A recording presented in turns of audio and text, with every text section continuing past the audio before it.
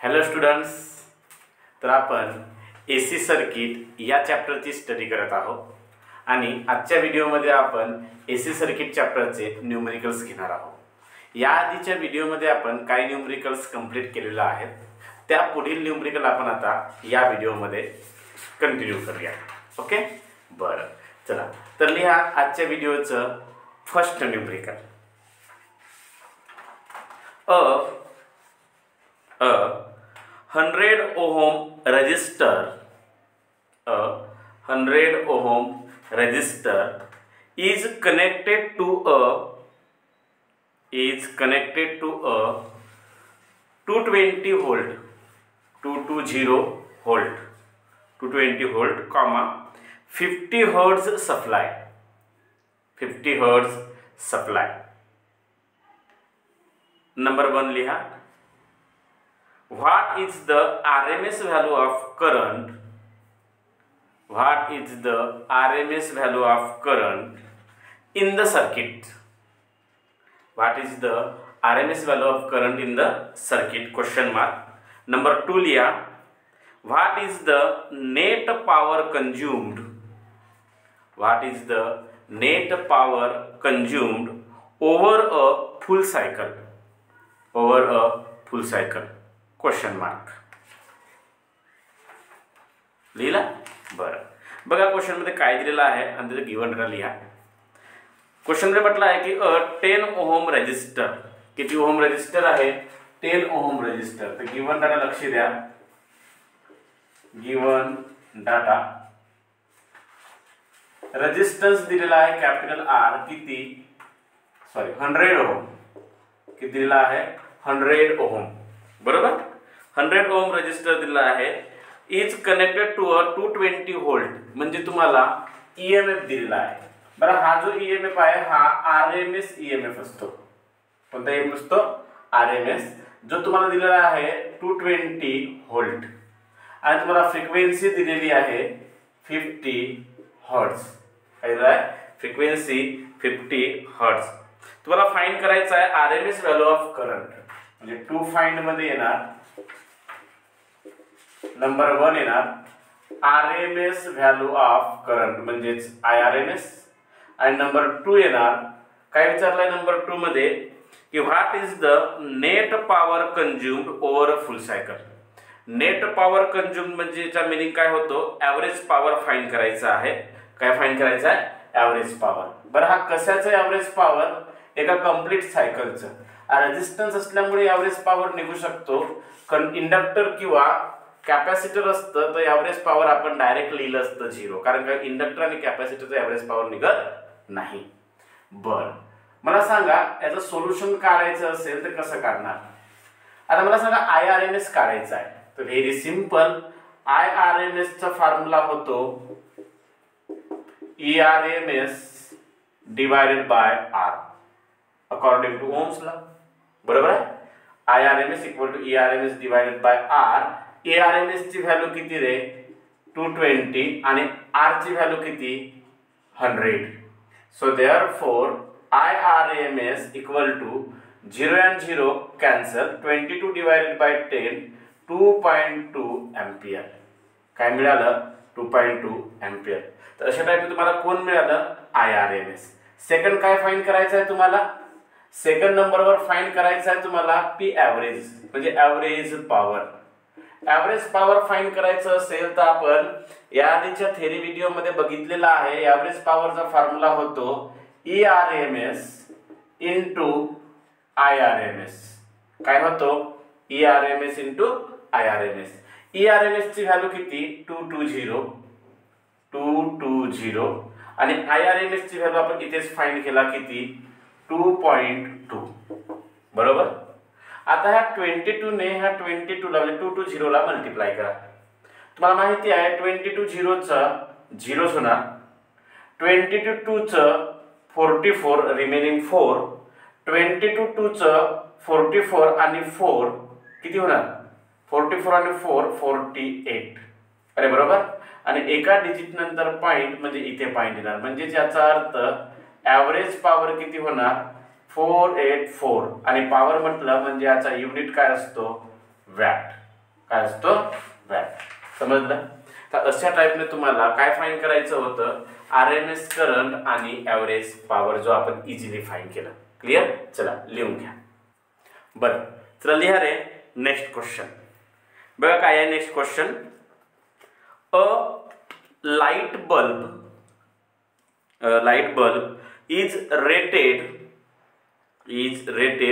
100 watt for 220 volt AC supply. 220 volt AC supply of 50 hertz. Full stop. Calculate number 1 लिया resistance of the bulb. Calculate resistance of the bulb.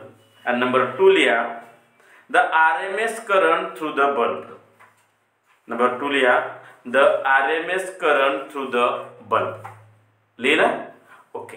चला लिहा given data. काय म्हटलंय question मध्ये बघा, a light bulb is rated 100 watt. एक light bulb आहे आणि त्या रेट दिलाय. रेटेड म्हटलाय म्हणजे याचा अर्थ तो पॉवर आहे. आणि पॉवर कसं असतो रे, ॲव्हरेज. एसी सर्किट मधला पॉवर ॲव्हरेज म्हणजे तो तुम्हाला क्वेश्चन मध्ये दिलेला आहे तो ॲव्हरेज पॉवर आहे, ज्याची व्हॅल्यू किती आहे 100 वॅट आहे. काय आहे 100 वॅट. त्यानंतर तुम्हाला क्वेश्चन मध्ये काय दिलेलं आहे, for 220 volt and 50 hertz supply. म्हणजे याचा अर्थ तुम्हाला व्होल्ट म्हटला म्हणजे ERMS दिलेला आहे किती 220 व्होल्ट आणि फ्रिक्वेन्सी दिलेली आहे किती 50 हर्ट्ज. टू फाइंड मध्ये लिहावं लागेल. टू फाइंड मध्ये तुम्हाला काय फाइंड करायचं आहे मला सांगा बरं. नंबर 1 फाइंड करायचं आहे रेजिस्टन्स आणि number 2 RMS current. Number 1 find करायचा आहे रेजिस्टन्स आणि नंबर 2 फाइंड करायचा आहे IRMS म्हणजेच RMS करंट फाइंड करायचा आहे. चला लक्ष द्या बरं, याला कसं फाइंड करायचं, RMS करंट कसं फाइंड करणार लक्ष द्या. सोल्युशन मध्ये लिहिणार आपण. मला सांगा तुम्हाला ॲव्हरेज पॉवर आणि ERMS दिला आहे. ऑब्वियसली IRMS डायरेक्ट निघेल. कसं सर बघा, P average equal to ERMS into IRMS. आताच बघितलं. इथून तुम्हाला IRMS निघूनच जाईल. IRMS इक्वल टू ERMS इकडे येणार त्याच्या डिवाइड मध्ये, तर P average divided by ERMS. सांगा बरोबर आहे. सो P average ची व्हॅल्यू किती 100 आणि ERMS ची व्हॅल्यू किती 220. अरे बरोबर. सो IRMS इक्वल टू जर काढायचं असेल तर मला सांगा 0 0 कॅन्सल. 10 चा 22 ला डिवाइड होईल. 10 1 चा 10 आणि 22 ला डिवाइड होईल 2.2. अरे होणार. म्हणजे तुम्हाला RMS करंट काढण्यासाठी 2.2 चं रेसिप्रोकल बघावं लागेल. चला 2.2 चं रेसिप्रोकल बघा तर किती येईल बघा 0.4545. किती येणार 0.4545. इथे येणार 0.4545 ampere.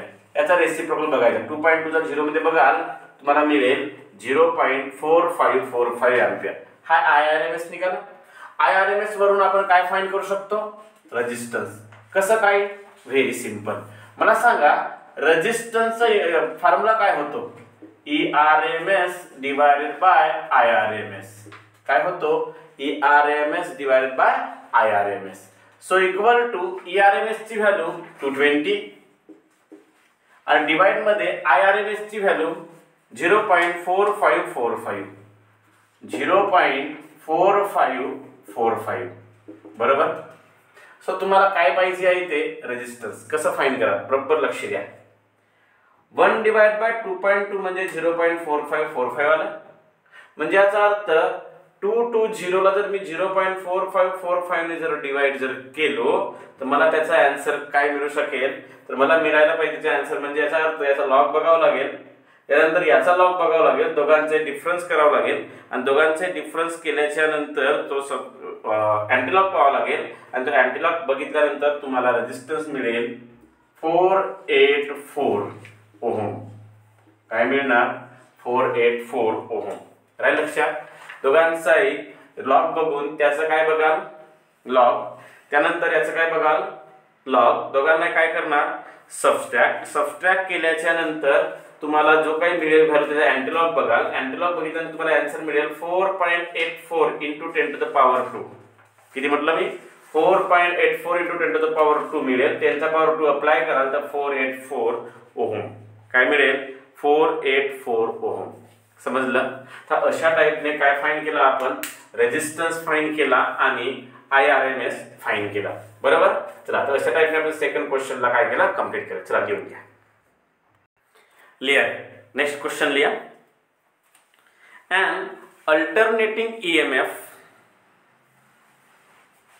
E equal to small e equal to 200 sin omega t 200 sin omega t is connected to a 1000 ohm resistor. It's connected to a 1000 ohm resistor full stop. Calculate the RMS current through the resistor. Calculate the RMS current through the resistor and the average power dissipated in it in one cycle. And average power dissipated in one cycle. लिहिलं बरोबर. Okay. बघा काय दिलं आहे question मध्ये गिव्हनला लिहूया. याचा question मध्ये म्हटलं आहे क्वेश्चन मध्ये ईएमएफ चं इक्वेशन दिलेलं आहे. काय दिलेलं आहे ईएमएफ चं इक्वेशन. आज ईएमएफ चं इक्वेशन दिलेलं जर असेल तर तिथून आपण त्याला कंपेअर करून काय फाइंड करू शकतो तिथून आपण कंपेअर करून फाइंड करू शकतो ई नॉट ची व्हॅल्यू ओमेगाची व्हॅल्यू सर्वच करू शकतो. तर बघा ईएमएफ ई इक्वल टू तुम्हाला दिलेला आहे 200 sin omega t. Equal to काय दिलेला आहे तुम्हाला 200 sin ओमेगा टी आणि रेजिस्टन्स दिलेला आहे 1000 ओहम. आर ची व्हॅल्यू दिलेली आहे 1000 ओहम. बरोबर. आणि तुम्हाला टू फाइंड मध्ये काय फाइंड करा म्हटलेलं आहे. तुम्हाला टू फाइंड मध्ये नंबर 1 फाइंड करा म्हटलं आहे. बघा पुढे काय म्हटलेलं आहे calculate the RMS current through the resistor. RMS current means IRMS find करायचा आहे. आणि नंबर 2 आपल्याला काय फाइंड करायचं आहे पॉवर डिसिपेटेड. काय फाइंड करायचं आहे पॉवर डिसिपेटेड. पॉवर डिसिपेटेड म्हणजे काय असेल रे हा एव्हरेज पॉवर. काय फाइंड करायचं आहे एव्हरेज पॉवर. सोल्युशन मध्ये लक्ष द्या कसं फाइंड करतो मी IRMS.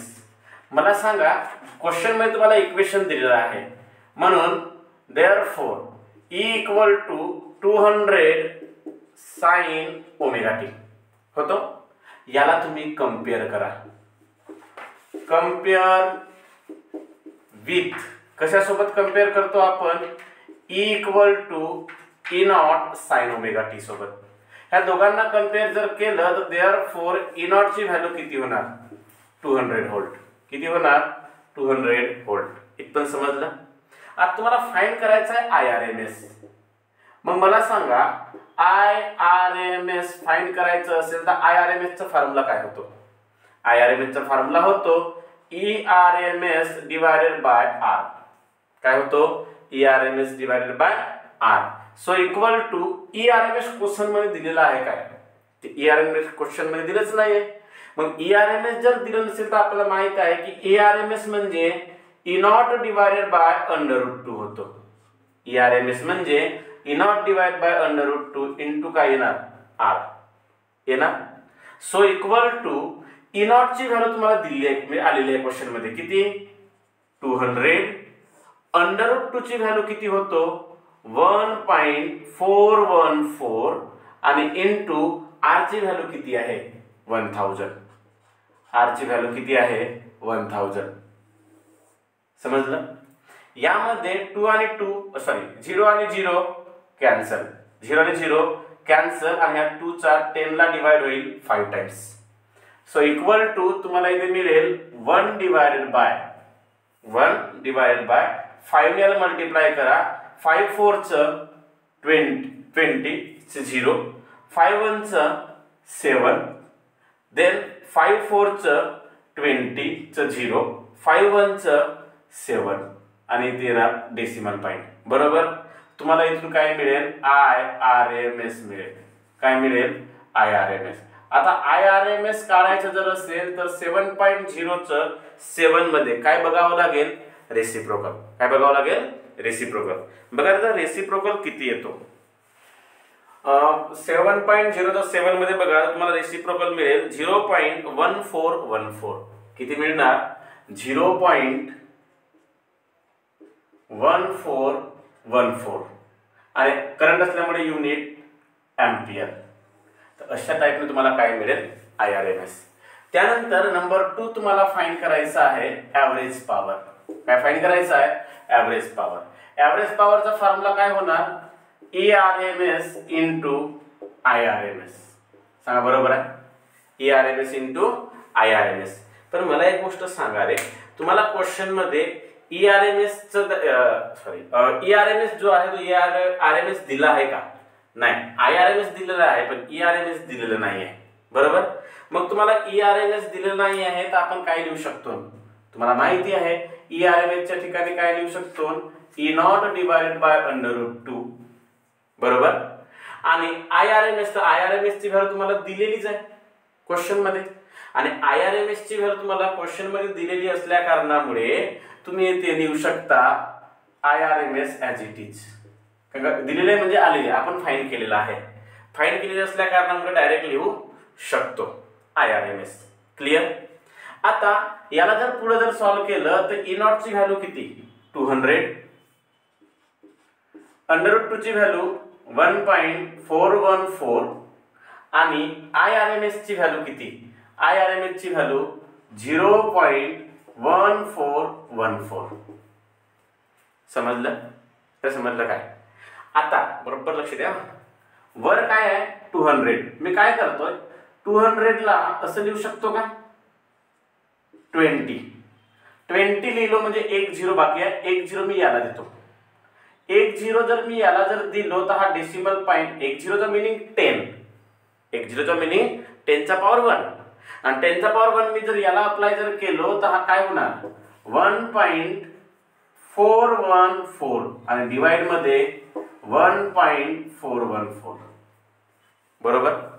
1.414 1.414 कॅन्सल. ॲव्हरेज पॉवरची व्हॅल्यू किती येणार, 20 वॅट. काय येणार, 20 वॅट. समजलं. तर अशा टाइपने सुद्धा तुम्हाला काढता येऊ शकतो काय, ॲव्हरेज पॉवर. फक्त तुम्हाला प्रेझेन्स ऑफ माइंड ठेवायचं आणि हा कॅल्क्युलेशन करायचं, तुम्हाला इझिली काय मिळू शकते, व्हॅल्यू मिळू शकते. समजलं. तर अशा टाइपने आपण डायरेक्ट काढला. यातला 0 दिला म्हणजे याचा अर्थ 1 0 कमी केलं. 1 0 कमी केलं म्हणजे 10 चा पॉवर 1 झालं आणि 10 चा पॉवर 1 असल्या कारणामुळे 10 चा पॉवर 1 मी याला अप्लाय केलं तर डेसिमल पॉइंट राईट साइडला शिफ्ट झालं. Very simple. ओके. अरे क्लिअर झालं, समजलं. तर अशा टाइपने आपण IRMS आणि काय फाइंड केला, ॲव्हरेज पॉवर. क्लिअर. चला लिहून घ्या. बरं लिहा रे. नेक्स्ट क्वेश्चन लिहा. Find the capacity of a capacitor. Find the capacity of a capacitor which when put in a series with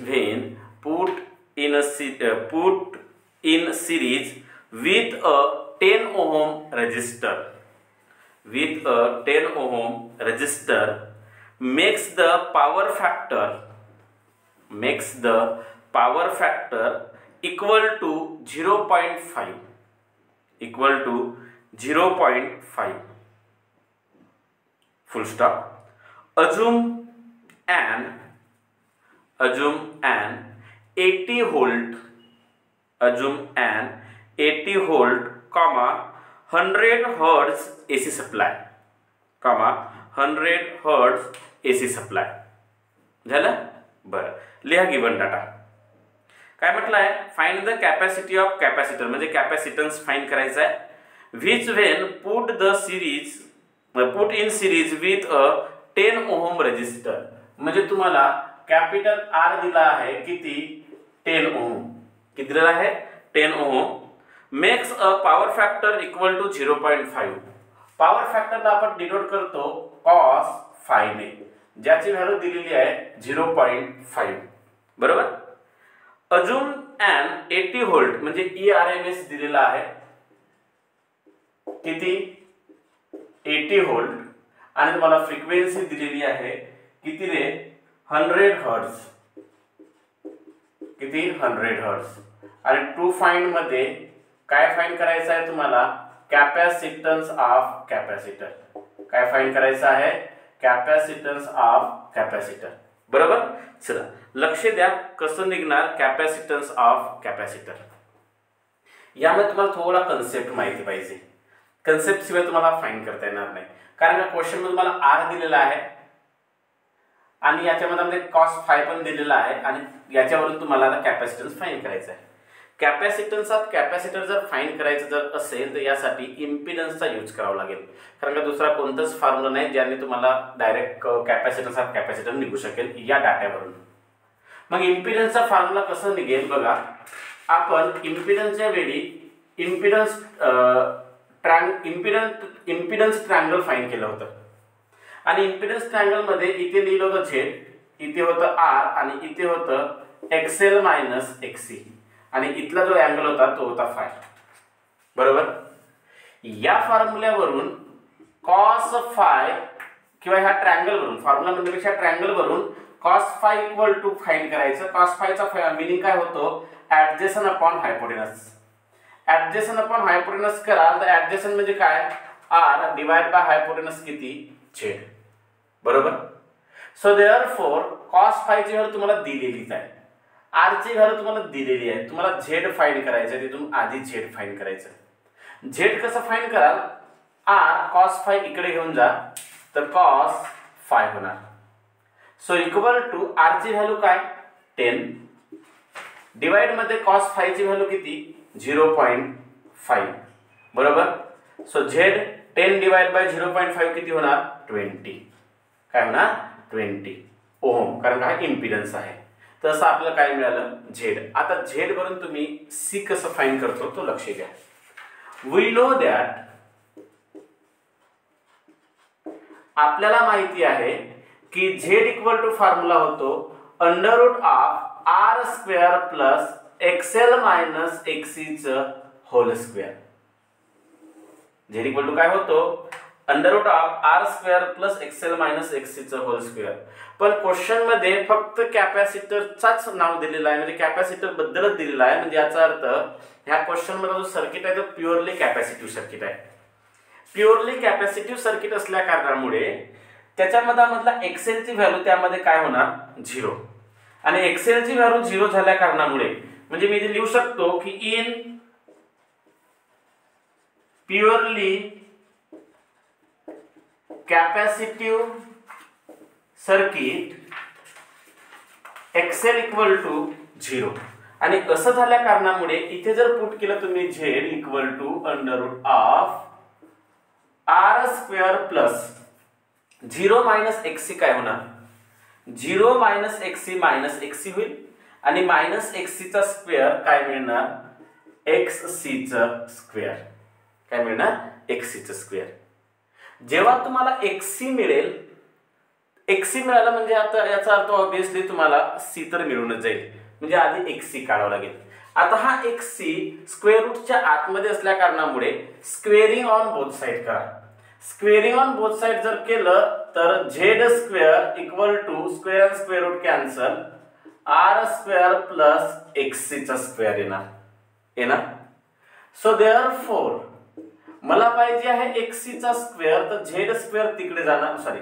R square इकडे येणार कारण मी एक्सी चा स्क्वेअर लिहिलं तर इथे कोण आहे झेड स्क्वेअर आर स्क्वेअर इकडे आला तर काय होणार मायनस आर स्क्वेअर बरोबर त्यामध्ये झेड ची व्हॅल्यू किती आली रे 20 म्हणजे हा 20 चा स्क्वेअर मायनस आर ची व्हॅल्यू किती 10 म्हणजे हा 10 चा स्क्वेअर 20 चा स्क्वेअर 400 10 चा स्क्वेअर 100 तर मला सांगा एक्सी चा स्क्वेअर किती होणार 300 पण मला एक्सी चा स्क्वेअर नको मला एक्सी हवंय म्हणून taking square root on both side तर XC equal to under route 300 याला तुम्ही असं पण लिहू शकता अंडर रूट ऑफ 300 ला मी 3 × 100 लिहू शकतो तर एक्सी ची व्हॅल्यू 100 चा स्क्वेअर रूट 10 इंटू √3 XC असल्यामुळे ते युनिट ओहम. पण क्वेश्चन मध्ये जर C विचारलेला आहे, मग आपल्याला माहिती आहे की नाव XC चा फॉर्म्युला होतो 1/ω/c होतो. मग मला सांगा C जर इकडे जर आलं तर देअरफॉर C = 1/ω इंटू काय होणार XC. ज्यापैकी XC ची व्हॅल्यू तुम्हाला माहिती आहे, कोणाची व्हॅल्यू माहिती पाहिजे आता ओमेगा, पण ओमेगा क्वेश्चन मध्ये दिलंच नाही. तर काय झालं, आपल्याला माहिती असते 1/ω म्हणजे होतो 2πf इंटू XC होतो. सर्वांच्या व्हॅल्यू आपल्याकडे अवेलेबल आहेत म्हणून आपण त्या व्हॅल्यू पुट करणार. सो 1/2 इंटू पाय ची व्हॅल्यू 3.142 इंटू f ची व्हॅल्यू 100, f ची व्हॅल्यू 100 आणि XC ची व्हॅल्यू किती 10√3 इंटू काय येणार 10√3. समजलं. याला जर मी पुढे जर सॉल्व केलो तर मला काय मिळेल बघा, इक्वल टू 1 बरोबर लक्ष द्या 2 इंटू 3.142 काय होणार 6.284 ही व्हॅल्यू तुम्हाला पाठवत असेल बरोबर. इंटू √3 इंटू म्हणजे इथे लिहितो मी इंटू √3 येणार नाही. बरं एक मिनिट, एक काम करा, आधी इथपर्यंत लिहून घ्या. इथपर्यंत लिहून याचा पुढचं कन्सेप्ट मी इथे सांगतो, लिहून घ्या. बघा आता यापुढील मी इकडे लिहित आहोत, लक्ष द्या. इथलं तुम्ही लिहिले असणारच, त्याला मी मिटवलं. आता काय येणार इक्वल टू 1/2 इंटू 3.142 काय येणार 6.284 हा तुम्हाला माहिती आहे. इंटू √3 ची व्हॅल्यू मी लिहून घेतो आणि √3 ची व्हॅल्यू होतो 1.732 लॉग टेबल मध्ये बघायचं. इंटू 100 इंटू 10 1000 आणि 1000 म्हणजेच 10⁻³ होणार. काय होणार 10⁻³. सो इक्वल टू 1/, ह्या दोघांचा मल्टिप्लाय करा. मल्टिप्लाय करते वेळी याचं लॉग बघायचं, याचं लॉग बघायचं. दोनही लॉग बघितल्यानंतर दोघांची ऍडिशन करून त्यांचं काय करायचं अँटीलॉग. अँटीलॉग जेव्हा बघाल तेव्हा तुम्हाला अँटीलॉग मिळेल 1.0883 काय मिळणार 1.0883 इंटू 10⁻1 काय मिळणार रे इंटू 10⁻1 इंटू 10⁻ काय आहे 3. समजलं. याचं लॉग बघा, याचं लॉग दोघांची ऍडिशन कराल आणि दोघांचा अँटीलॉग बघाल तुम्हाला मिळेल 1.0883 इंटू 10⁻1 इंटू 10⁻3 1/1.0883 10⁻1 10⁻3 10⁻4 वर गेल्यानंतर काय होणार 10⁻⁻4 वर गेलं तर काय होईल 10⁻⁻4 बरोबर. आता ह्या याच्यामध्ये याचं काय बघायचं रेसिप्रोकल म्हणजे 1.08 मध्ये 8 चा मीन डिफरन्स सबट्रॅक्ट करा तर तुम्हाला रेसिप्रोकल मिळेल 0.9198 काय मिळणार 0.9198 इंटू 10⁻⁻4 बरोबर. अरे मिळेल थोडं ऍडजस्टमेंट करतो. तर मला सांगा डेसिमल पॉईंट मी एक राईट साईडला शिफ्ट करतो म्हणजे 9.198. जर मी डेसिमल पॉईंट एक प्लेस राईट साईडला शिफ्ट केलं तर 10⁻⁻ ने वाढेल आणि असं जर झालं तर याला मी असं लिहू शकतो 10⁻⁵ काय आहे आणि इथे काय आहे कॅपॅसिटन्स. कॅपॅसिटन्स असल्यामुळे याचा युनिट काय असतो फॅरेड. काय असतो फॅरेड.